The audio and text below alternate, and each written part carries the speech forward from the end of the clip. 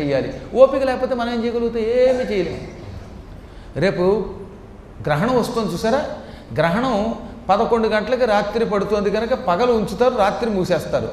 గ్రహణం వచ్చినప్పుడు సూర్యోదయానికి ముందు లేచి తలారా స్నానం చేసి ఈ ఉదయం పూట 9 ప్రదక్షిణలు శివాలయములో భక్తితో ప్రదక్షిణ చేసిన వాడికి శివాలయంలో గ్రహణం రోజున పగటిపూట తలారా స్నానం చేసి 9 ప్రదక్షిణలు చేస్తే భూమండలము చుట్టూ 9 ప్రదక్షిణలు చేయడం వల్ల వచ్చే పుణ్యం వస్తుందని శాస్త్రం చెబుతున్నారు.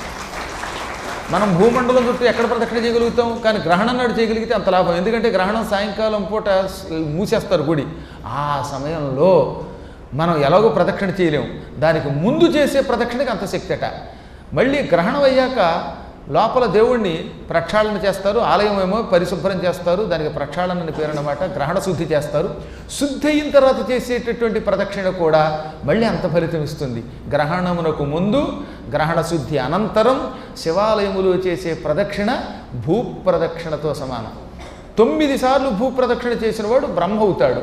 అందుకని 9 చేయమన్నాను నేను. కారణం అది. ఒకసారి చేస్తే ఒక భూప్రదక్షిణ, ఒకసారి భూప్రదక్షిణ చేయటం వల్ల వచ్చే పుణ్యం కొంతవరకు లాభమైనప్పటికీ 9 సార్లు భూప్రదక్షిణ చేసిన పుణ్యం వస్తే లాభం ఏమిటి? బ్రహ్మపదం వస్తుందట ఏదో ఒకనాడు. ఇప్పుడున్న బ్రహ్మగారు ఈ పదవిలోకి ఎలా వెళ్ళాడు అనుకుంటున్నారు?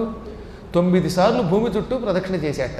ఎలా చేశాడు ఆయన అంటే, గ్రహణానికి ముందు శివాలయంలో 9 ప్రదక్షిణలు చేశాడు, 9 సార్లు భూమి చుట్టూ తిరిగిన పుణ్యం వచ్చింది.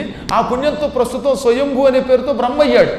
కాబట్టి భవిష్యత్తులో మీరు కూడా బ్రహ్మలవచ్చు. ఏదో ఒకనాటికి వెయిటింగ్ లిస్టులో ఉండండి. కాకపోతే ఆయన తోసేసి ఎక్కకండి. ఆల్రెడీ వెయిటింగ్ లిస్టులో ఉన్నాడు ఆంజనేయుడు. నెక్స్ట్ మీరు అవ్వచ్చు. లేదా సీతాదేవిని పట్టుకొచ్చి రాముడికి ఇవ్వండి, అలా అయినా మీకు బ్రహ్మపదం వస్తుంది. సీతను పెట్టి రాముడికి ఇవ్వడం అంటే చాలా కష్టం కనుక, ఉన్న సీతనే తిడుతున్న దౌర్భాగ్యులు ఎంతోమంది ఉన్నారు కనుక అది కొంచెం కష్టం కనుక ప్రదక్షిణ ఎంత లాభం అన్నమాట. అందుకే సూక్ష్మములు ఏమున్నాయో పురాణములలో అవన్నీ పట్టుకొచ్చి మీకు ఎందుకు ఇస్తున్నామంటే, ఈ వంకతో మీరు తరిస్తారు. మీ చేత పని చేయించడం వల్ల ఆ పుణ్యంలో నాకు కూడా కొంత భాగం వచ్చినా రాకపోయినా పర్వాలేదులేండి, మొత్తం మీరు తరిస్తారు. నేను చేయకుండా ఉంటానా? నేను చేస్తాను. నాకు కూడా బ్రహ్మ పదవి కావాలని కొంచెం కోరిక ఉంది కాబట్టి ఆ రోజు నేను చేస్తాను. మీ ఓపికలను బట్టి తప్పక చేయండి, చూస్తాను ఎంతమంది చేస్తారు. అయితే ఒక చిన్న కోరిక ఏమిటంటే, ఒకవేళ నేను ఉంటే నన్ను తోసేయకండి ప్రదక్షిణలో. ఒకవేళ మీరు తోసేస్తానంటే ముందే చెప్పండి. ఇది ఒక్కటే సమస్య అవుతుంది. గురువుగారు ఎంత మనకి కావలసిన వాడైనా, గురుభక్తి ఎంత ఉన్నా ఆ నవగ్రహ ప్రదక్షిణ చేస్తున్నప్పుడు గురువు లేదు ఇంకోటి లేదు, మన ప్రదక్షిణ వాళ్ళని ఓ పోటు పొడిచి పక్కకు తోసి ఒక ఆవిడ ప్రదక్షిణ చేసింది. ఆ తర్వాత పోటు పొడిచిన తర్వాత చూసింది పక్కన ఎవరానండి. అయ్యో గురువుగారు మీరేం తెలియలేదండి, లేకపోతే ఒక్క పోటు పొడిచేదాన్ని కానండి అండి.